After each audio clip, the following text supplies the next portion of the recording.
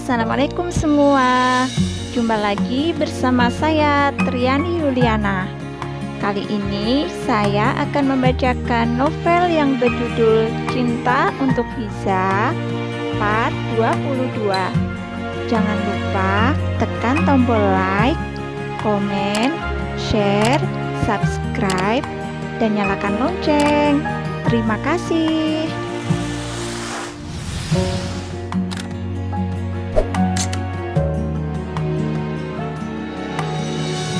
Part 22. Pilu.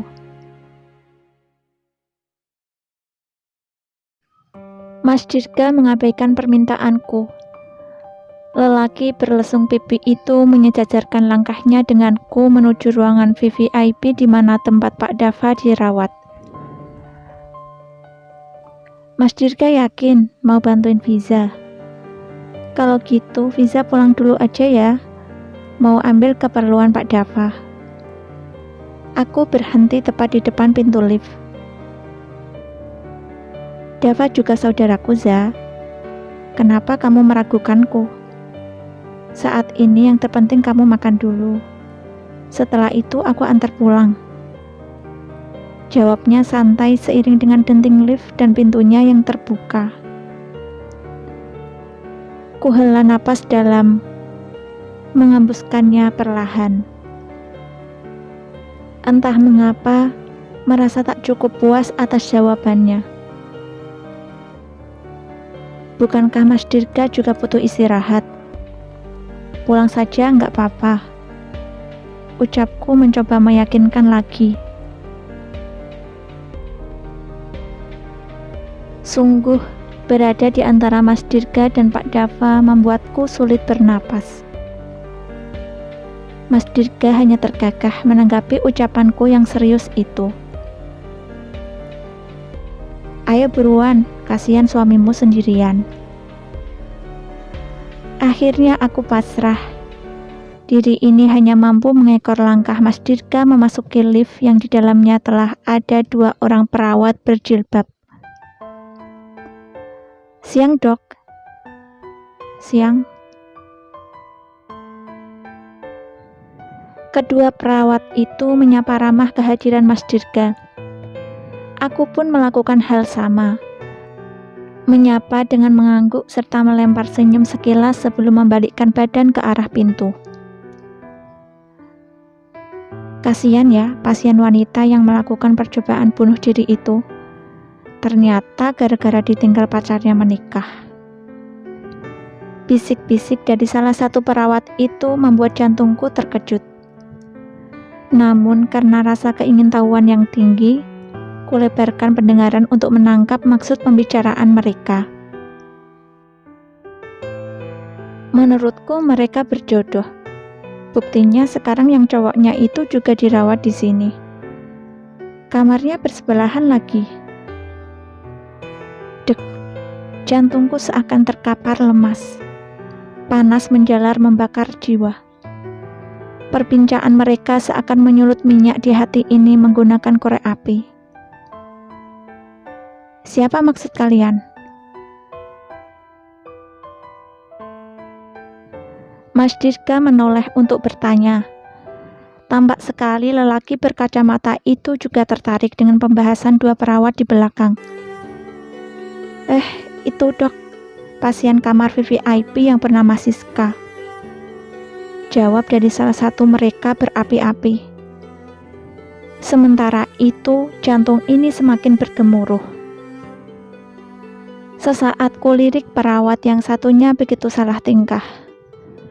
Mungkin karena dia merasa tidak enak telah ketahuan membicarakan orang lain. Siska juga dirawat di sini. Allah Karim, cobaan apa lagi ini? Tak bisa digambarkan lagi bagaimana perasaanku kali ini. Kaki terasa lemas, seolah tak mampu lagi berpijak. Hatiku berdesir perih. Ruang dada bergejolak panas yang hebat, membuat napas ini terasa sesak. Ku cengkeram jemari kuat-kuat. mencoba menguatkan diri. Lift berdenting tepat di lantai 4. Dengan tergesa aku keluar lift yang terasa membakar jiwa dan raga ini, berupaya menetralkan diri dengan menghirup oksigen berkali-kali.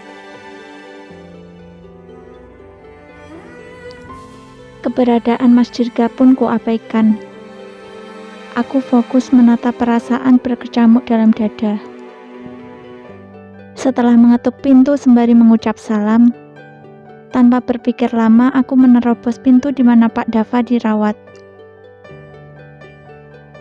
Bagai piring yang dijatuhkan dari ketinggian, hatiku hancur berserakan saat melihat Siska terisak, seraya memegang erat telapak tangan Pak Dava. Pemandangan ini tidak mampu lagi kuungkapkan dengan kata-kata. Lidahku terasa keluh. Seluruh tubuh terasa panas mendidih.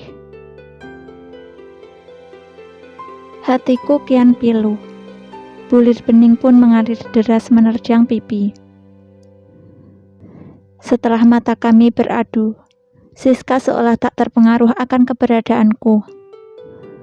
Wanita cantik itu mengalihkan tatapannya dariku menuju Pak Dava yang terlelap.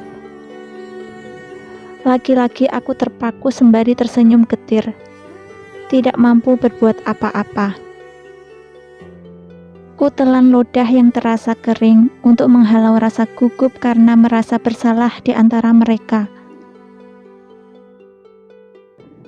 Dengan gontai aku meletakkan kantung makanan dari Mas Dirga tadi di atas nakas. Sementara itu Mas Dirga seakan mengetahui keresahanku.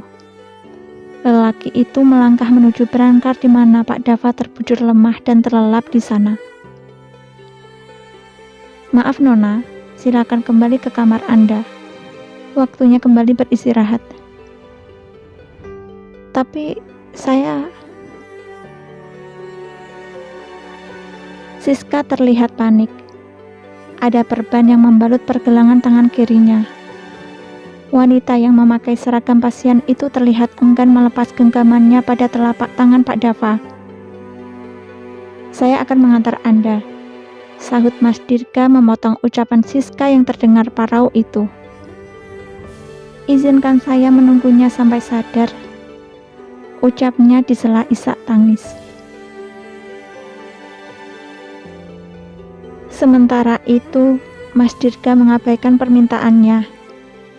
Dia memanggil suster yang berjaga untuk mengantar kembali Siska ke kamarnya. Tak berselang lama, seorang perawat datang lalu membujuk Siska hingga mau keluar ruangan. Dengan menahan kecamuk rasa, aku melangkah mendekati Pak Dava. Sepertinya karena pengaruh obat, lelaki itu terlelap hingga tak menyadari bahwa kekasih hatinya itu datang membawa tangisan pilu. Kamu makan dulu, Za. Perintah Mas Dirga membuyarkan angan. Fiza lebih baik pulang dulu ya, Mas. Bisa tolong jagain Pak Dava sebentar?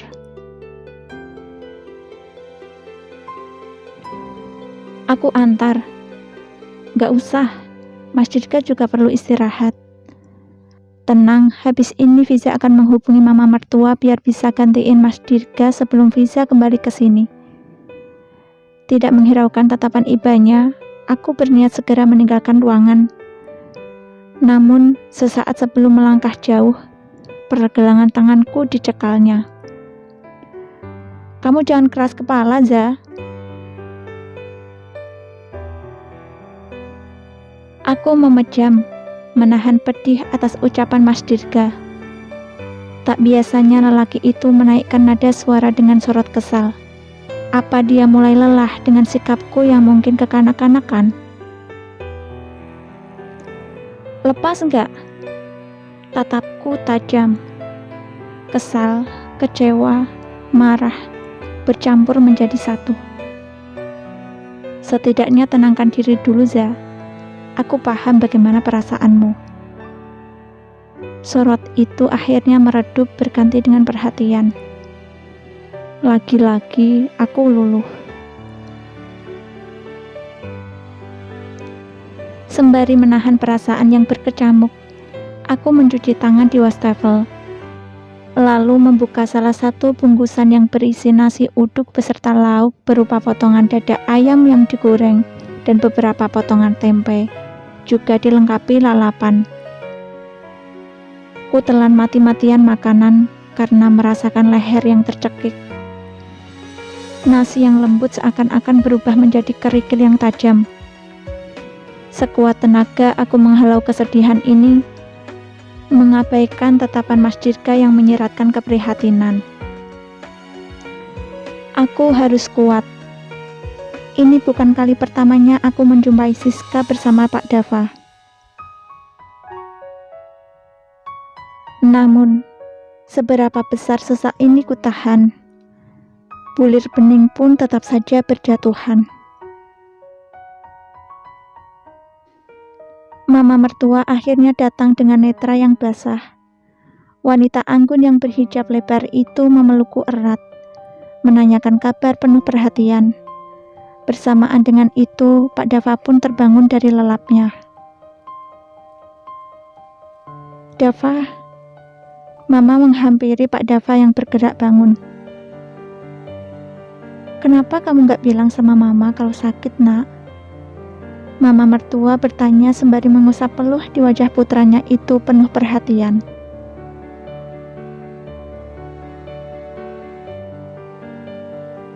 Dava gak apa-apa, Ma. Mama gak usah cemas.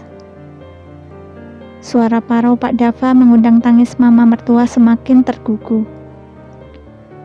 Dalam pelukan mamanya, Pak Dava memejam. Bulir bening luruh membasahi wajahnya. Pemandangan itu begitu pilu. Hati ini pun basah oleh gerimis yang deras. Kerinduan mereka mengingatkan kerinduanku yang takkan bisa bermuara. Mengingat sampai saat ini pun aku belum merasakan pelukan hangat dan kasih sayang kedua orang tua yang membuatku terlahir di dunia. Wah, sedih banget jadi Fiza. Kira-kira nanti Pak Dava masih tetap dingin apa enggak ya? Penasaran kan dengan kisah selanjutnya? Pantengin terus channel ini. Jangan lupa tekan tombol like, komen, share, subscribe, dan nyalakan lonceng. Terima kasih. Assalamualaikum.